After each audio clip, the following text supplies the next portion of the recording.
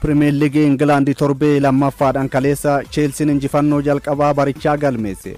Stadium Londonitti West Ham waliin kan taphate Chelsea booda ka'uun goolii 5-1 injifate. Chelsea tapha jalqabaa Crystal Palace waliin qixa ba'uun qeeqamaa ture. Gareen Graham Potter leenjoo West Ham United injifatamuu Sunderland siin booda isa mudateen kaleessa sammuu goolii 5 keessummeesse. Goolii hawwattuu Lucas Paquetaan galcheen dursa kan fudhate West Ham boodarra goolii 5 keessummeesse mo'ame. Chelsea goolii Joe Pedro Neto Enzo Fernandez galcheen 3-1 dursa boqonnaa ba'e. Boqonnaa boodas Moise Caicedo fi Trevor Chalobah goolii dabalanii 5-1 injifate. Deeggartoonni West Ham United kilabni isaanii walitti aansuudhaan taphoota jalqabaa 2 goolii 8 keessummeessuun mo'atamuu isaanii komataniiru. Osoo taphni hin xumuramin istaadiyeemii dhiisanii bahaa turan.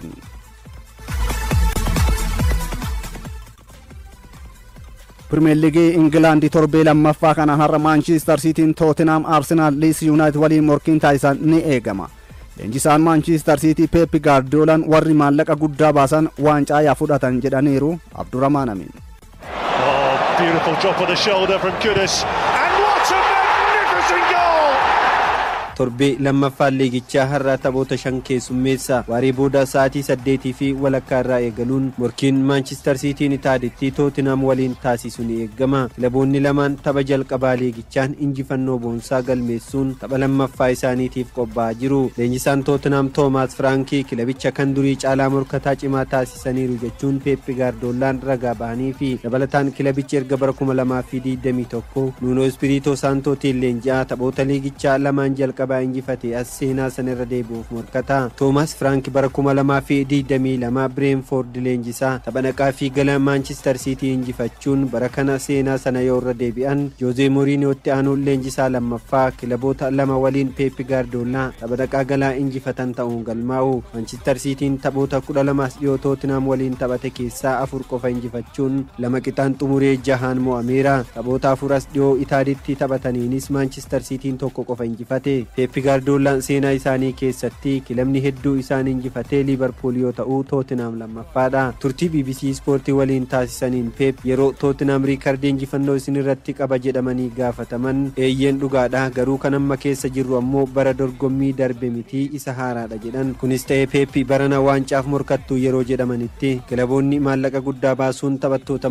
mallatteessifatan waancaa haa fudhatan jechuun itti qoosanii. Manchester City Phil Fodenii fi Rodriin miidhamarraa deebi'anis sababa shaakala gahaa hin hojjetiniif hin taphatanii. Pep Guardiolaan Ederson Moraes miidhamarraa guutumatti fayyuu isaa kaasanii tapha Tottenham waliin taphatan kanaaf eenyu fayyadamtu gaaffii jedhuuf yeroon taphaa gaafa gahe ilaalla jechuun bira darbanii. Matteo Kovacic, Joshko Gvardiolii fi Savinhoon sababa garagaraatiin tapha kanaan Manchester Cityin tajaajilanii. Tapha Premier League jalqabaa isaan goolii tokko galchuun tokkoof haala mijeessee ka'umsa dinqiin kan jalqabee taphataan sarara jidduu Manchester City Tijani Reinders tapha kanaanis ni eegama. Leenjisaan Tottenham Thomas Frank Richarlison taphataa sarara fuulduraa itti abdatan ta'uu kaasaniiru. Richarlison tapha jalqabaatiinis goolii 2 miila wal qaxxaamursuun galchuun isaa ni yaadatama. Inni taphataa ga'umsa isaatti ani gammadeedha na waliinis akka turu barbaada jedhan Frank. Mohammad Quddus taphataa biraa sarara fuulduraa irratti Thomas Frankiif abdii ta'eedha. Taphicha ilaalchisuun leenjisaan Spurs Thomas Frank yaada kennaniin waan nurraa eeggamu hundaa gochuudhaaf qophiidha jedhaniiru. Yaan Kulusevskiin ammoo miidhamaan Tottenhamiif hin taphatu.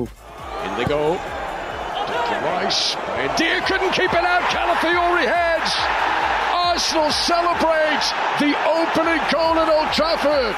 galgala sa'aatii 11 irraa eegaluun Brentford Aston Villa Bournemouth Wolves Burnley Sunderland waliin yoo taphatan sa'aatii 1 fi walakkaatti Arsenal Leeds United waliin morkiin taasisu ni eegama. Leenjisaan Arsenal Mikel Arteetaan Victor Gyökeres kan yeroo kamuu caalaa tapha kanaaf sirriitti qophaa'eera jedhan. Arteetaan Christian Norgard garicha waliin waan hin jirreef ammallee tapha kanaaf qophii ta'uun isaa shakkiidha jedhan. Ben White's hanga yoonaatti taphachuu fi dhiisuun isaa hin murtoofne jedhaniiru. Kai Havertz ammoo miidhama yeroo hin murtoofneef dirree irraa akka fagaatu himaniiru. Boru Crystal Palace Nottingham Forest Manchester United Fulham Everton Brighton waliin taphatu.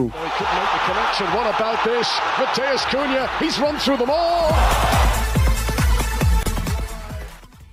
Bayern Munich bara dorgommii haaraa garaagarummaa bal'aan injifachuun eegale. Bundesligaan Jarman barri dorgommii 2025-26 kaleessa yoo eegalu har'as itti fufee taphatama. Dabalata qabna. Once again for Bayern to build, and it's Gnabry. And Stanisic was up there, and that's a cracking goal from Olise! Michael Olise! Tapha Harry Kane hat-trickii itti hojjeteef Luis Diaz goolii jalqabaasaa Bayern Munichiif galcheen kan eegale Bundesliigaan Jarman barrii dorgommii 2025-26 arras itti fufee taphatama. Allianz Areenatti shaampiyooniin Jarman Bayern Munich goolii walakkaa Darzanaa galcheen 6-0dhaan RB Leipzig injifateen. Shaampiyooniin dorgommichaa kilabni warra Bavaariyaan Bayern Munich Vincent Kompanii jalatti bara darbe waancaa liigichaatti deebi'ee bara kanas ganamumaan garee sodaachisaa ta'uu agarsiiseen. Jijjiirraa ganna kanaan Luis Diaz garichatti kan dabalatee fi taphattoonni kana dura kilabicha keessa turan ga'umsa olaanaa tapha itti mul'isaniin RB Leipzig qindoomina taphattoota Bayern Munich kana dandamachuu hin dandeenyeen. Tapha Bayern Munich harka 63 kubbaa to'atee taphateef kubbaa kallattii sirrii eegdee 10 yaade kanaan Harry Kane daqiiqaa 14 keessatti goolii 3 galchuun hat-trickii hojjete. Lammiin Ingilaandi ganna 32 Harry Kane ergaa bara 2023 Bayern Munich mallatteessee taphoota Bundesliigaa Jarman 64 goolii 65ffaa galcheen hat-trickii sadaffaa Bundesliigaa Jarman hojjeteera. Michael Olise goolii wal lama yoo galchu ganna kana Liverpool irraa Bayern Munichiif kan mallatteesse Luis Diaz goolii tokko galchee kubbaa lama mijjeessee kenneera. Taphichaan booda Harry Kane taphattoota akka Michael Olise fi Luis Diaz waliin taphachuun barri dorgommii kun adda nuuf godhaa baay'ee gammadeera jedheen. Arras itti fufuun Bundesliigaa Jarman kanaan Bayer Leverkusen Hoffenheim waliin taphatam. Erga Xabi Alonso waliin gargar bahee leenjisaa haaraa Erik ten Hag waliin injifannoo bara dorgommii eegaluudhaaf Bayer Leverkusen ga'umsi mul'isu ni eegama. Erik ten Hag guyyoota afaan kana keessatti garichaa jijjiirraa taphattootatiin cimsuun ni barbaachisa jechaa jiru. Har'uma Borussia Dortmund St. Paul waliin Eintracht Frankfurt Werder Bremen waliin taphatu. Waancaa addunyaa bara 2026 dinagdee Ameerikaaf doolaara biliyoona 30 ni gumaacha jedhan Doonaald Tiraamp. Waancaa addunyaa ganna dhufu biyyoota 48 yeroo jalqabaaf irratti hirmaatan kanaaf ramaddiin muddee 5 ni ba'a jedhameetiin jira.